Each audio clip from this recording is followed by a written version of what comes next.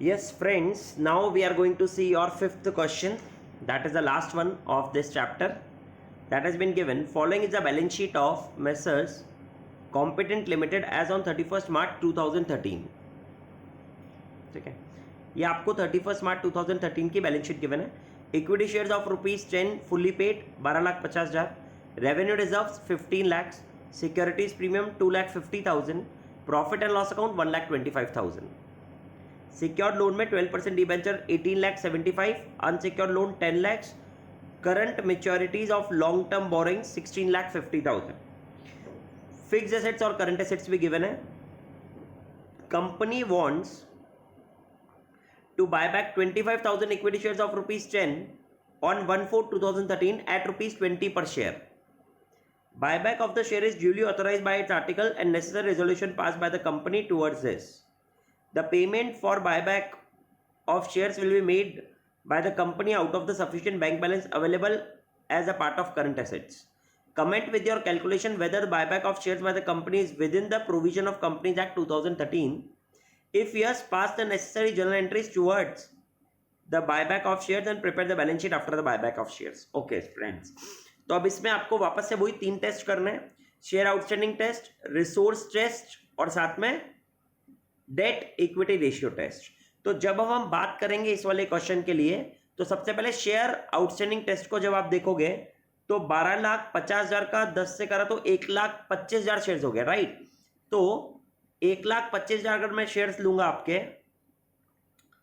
If I will take 1,25,000 shares into 25%, तो 31,250 first case के according आ गया. फर्स्ट सिचुएशन के अकॉर्डिंग 31,250 मैक्सिमम शेयर्स में बाय कर सकता हूं.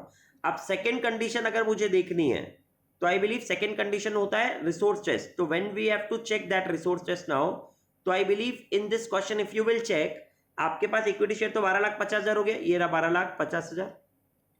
प्लस इसमें मैं कर दूंगा 15 लाख का रेवेन्यू रिजर्व 15 लाख.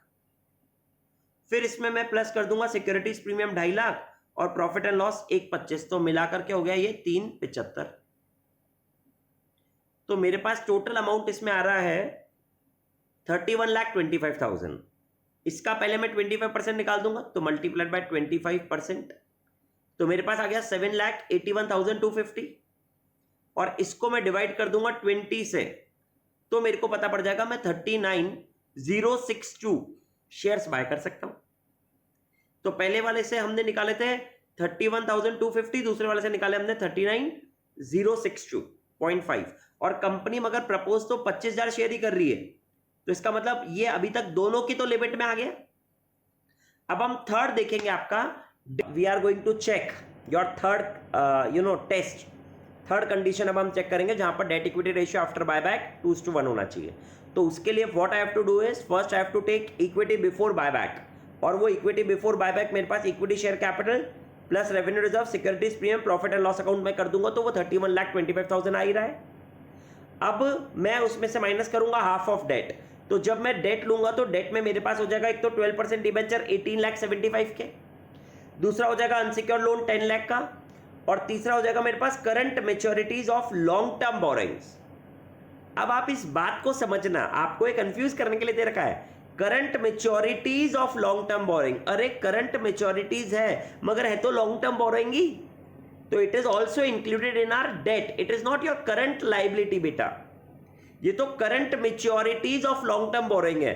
तो ऑफकोर्स हर लॉन्ग टर्म बोरिंग की मेच्योरिटी तो होने ही वाली है, मगर है तो लॉन्ग टर्म ही ना, भी वो है तो हमारी डेट ही अभी पे थोड़ी करी है. तो therefore we have to take debentures, unsecured loan and current maturity of long term borrowing. Total मिलाकर के आपके पास आई बिलीव 1,90,00,000 है आपके पास अमाउंट. उसमें से माइनस कर दूं मैं 31,25,000 का, तो मेरे को पता पड़ जाएगा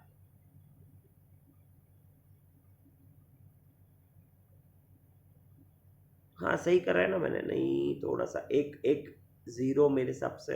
1 मिनट, इसको मैं सही करता हूँ वापस से. 18,75,000 1,90,00,000 1 2 3 4 5 6 तो जीरो थे, तो 18,75,000 प्लस इसमें मैं करूंगा 10 लाख, प्लस इसमें मैं करूंगा 16,50,000, तो I am getting the amount of 45,25,000। इसको डिवाइड बाय 2 मतलब ये हाफ हो गया, दैट इज 22,62,500। अब मैं मेरे 31,25,000 में से माइनस कर दूंगा, तो माइनस 31,25,000, तो मेरे पास अमाउंट बच गया 8,62,500। अब this 8,62,500 is nothing but is equal to two amounts, एक तो अमाउंट अवेलेबल फॉर बायबैक और plus amount to be created for CRR. तो let the amount available for buyback be X. तो amount to be created for CRR कैसे निकलेगा, तो amount available for buyback divided by buyback price, तो जिससे number of shares आए, और वो नंबर ऑफ शेयर्स को मल्टीप्लाइड बाय 10 रुपीज का फेस वैल्यू करा, तो नॉमिनल वैल्यू ऑफ शेयर्स आ गया, जिससे मेरे को सीआरआर बनाना है। तो x डिवाइड बाय 20 इंटू 10 मतलब 0.5x, तो x plus 0.5x is equals to this amount. तो this amount divided by 1.5 will give you the amount of the x, और दिस x का amount divided by 20 will give you the number of shares जो हमें buy back करना है। तो according to first situation it was 31,250, according to the second situation it was 39,062, and according to the third situation it is 28,750। तो इनमें से least कौन सा हुआ, 28,750। बट कंपनी तो भाई इतने मैक्सिमम बाय कर सकती है, बट कंपनी प्रपोज कर रही है 25,000 इक्विटी शेयर्स ही बाय करने का, तो हम जो भी एंट्रीज करेंगे वो 25,000 के हिसाब से कर देंगे। आई होप अब आपको ये समझ में आ गया क्वेश्चन, जनरल एंट्रीज आप पास कर सकते हो। ये आपके मॉड्यूल का प्रैक्टिकल क्वेश्चन नंबर 2 है बॉस।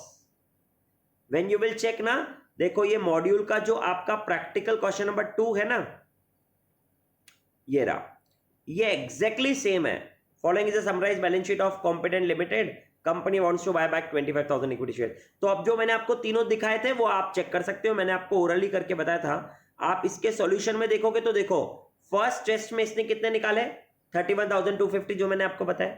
सेकेंड टेस्ट में इसने निकाले 39,062 जो मैंने आपको बताया, आप चेक कर सकते हो। और थर्ड टेस्ट में अगर आप चेक करोगे तो 28,750 इसने निकाले। तो आई बिलीव इसके थ्रू हमें पता पड़ गया कि एक्चुअल बायबैक प्रपोज 25,000 है। इसके लिए अब हम जनरल एंट्रीज पास कर देंगे। देखो इसने तीनों बंद निकाल करके बता दिए, बट हम तो 25,000 नहीं कर रहे, तो उसके हिसाब से जनरल एंट्री 3 जनरल एंट्री हो जाती है आपकी बायबैक की, आपको पता है। पहली ये 4 करता होगा, हम चेक कर लेते हैं। अगर आप इसकी एंट्रीज चेक करोगे तो इसने पहले equity share buyback account debit to bank account payment की कर दी डायरेक्टली, फिर equity share capital account debit, securities premium account debit to equity shares buyback account, ठीक है, वो 10 रुपीज का था।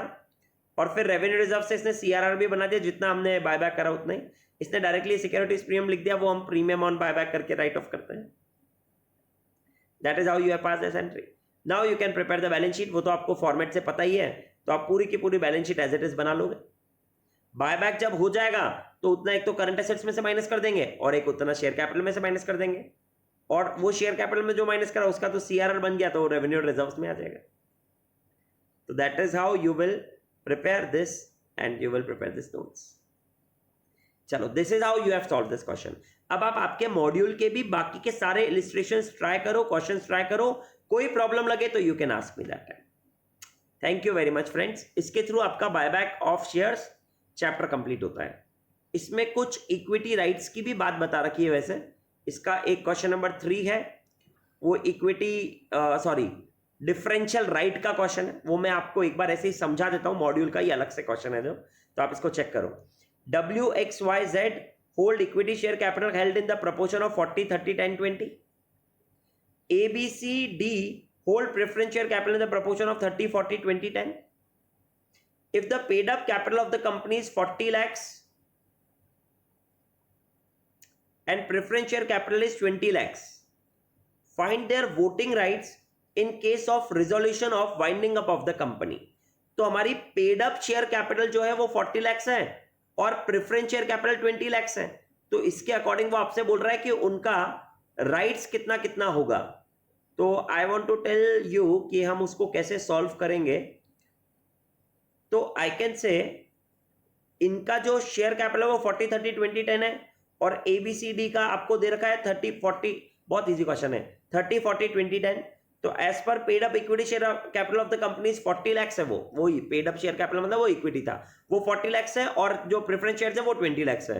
तो पहले तो आप इक्विटी शेयर कैपिटल और प्रेफरेंस शेयर कैपिटल का रेशियो निकालोगे, तो 40:20, इसका मतलब 2:1 का रेशियो हो गया।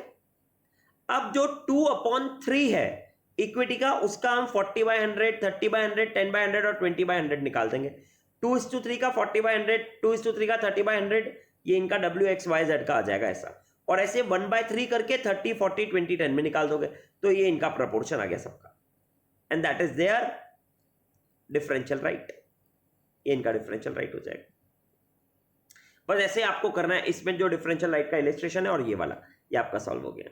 So this is how you have completed your this chapter. Thank you very much friends now.